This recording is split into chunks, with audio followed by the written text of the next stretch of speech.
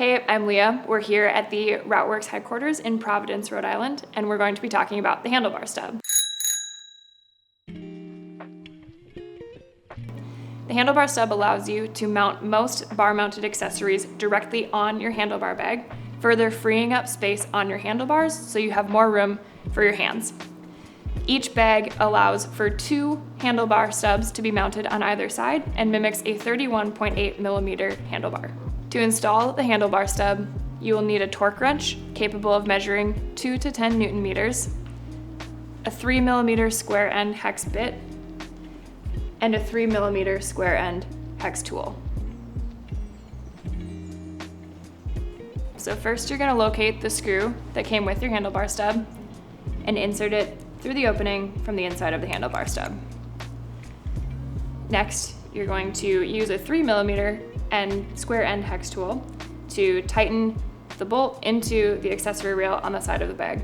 But make sure that you do not crush these fins over here because those can affect the functionality of the product later on. So once you have this hand tight, you're going to switch over to your torque wrench set at 6 Newton meters.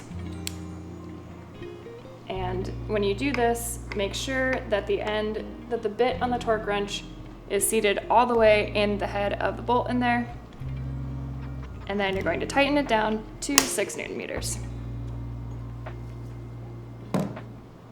A couple final pointers. Be sure to check this bolt periodically to ensure that it remains tight, as sometimes it can loosen over time.